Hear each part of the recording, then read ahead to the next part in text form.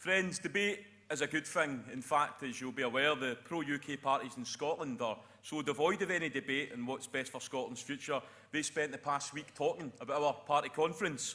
So to Richard and Ruth and Willie, if you are watching, please enjoy what a real political party debate looks like, which gets Scotland's best interest at heart.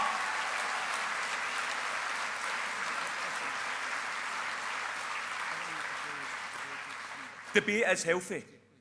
Debate is healthy, friends, and we should leave this conference knowing that, and we should remain friends regardless of what decision is made today. I welcome the contributions from Keith Brown and Derek Mackay speaking in favour of the Growth Commission, which, regardless of your opinion of it, it's been a very significant contribution from Andrew Wilson and the members of the Commission on what they believe, they genuinely believe, is a positive economic future for Scotland, and that should be welcomed.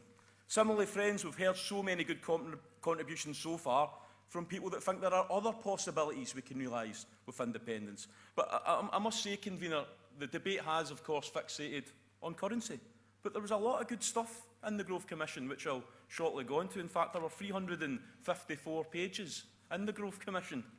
And with independence, we are only limited by our imagination when it comes to possibilities, whether in social policy, Trident or the economy, that would be unlocked when the people of Scotland get to make decisions about the future of Scotland.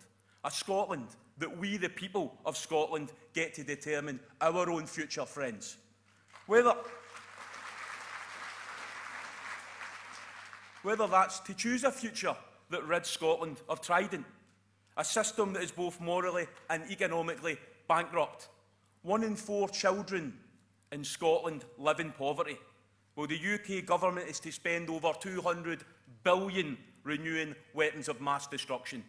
So it's welcome that the Growth Commission points out that there are benefits to an independent Scotland when we rid Scotland of Trident. And friends, Keith highlighted in proposing the motion, and I think it's absolutely important that we reaffirm yet again that in an independent Scotland there will be no nuclear weapons on Scottish soil.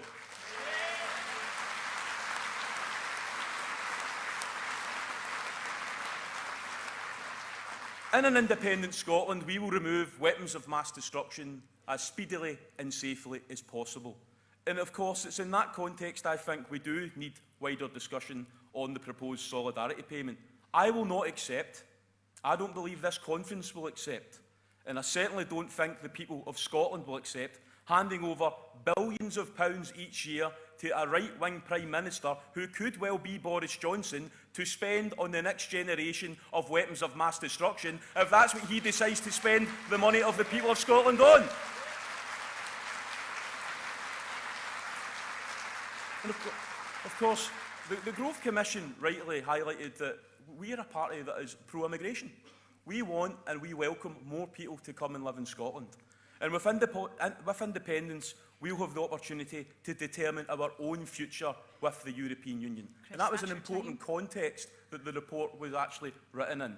And I think, friends, the UK at the moment, it's a politics that we reject in Scotland, and we must stand up to it. And I think it's absolutely important, conference, that we say again today to the 200,000 people that have came to live in Scotland from across the EU and call Scotland their home, that we will absolutely stand with them and we will always stand for their right to remain in Scotland. That's your time, Chris. Just about to wind up, Chair, thank you.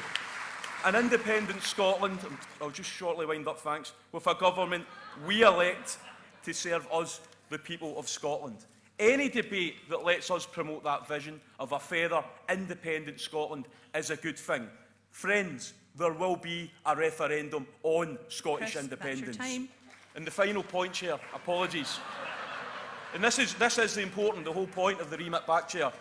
When the sovereign people of Scotland vote in that referendum, for many it's important to have a clear prospectus for voters and what that decision is based on. And I think we need to be open and honest, and tomorrow we're going to approve a new policy that creates citizens' assemblies. Should it be we, the people of Scotland, should it be this party's conference that determines what economic future for Scotland? That is your or should it be the people of Scotland? Please support the Remit back. Thank you, Chris. If I can call now on Chris Hanlon to move the direct negative, but if I could again remind conference that if you don't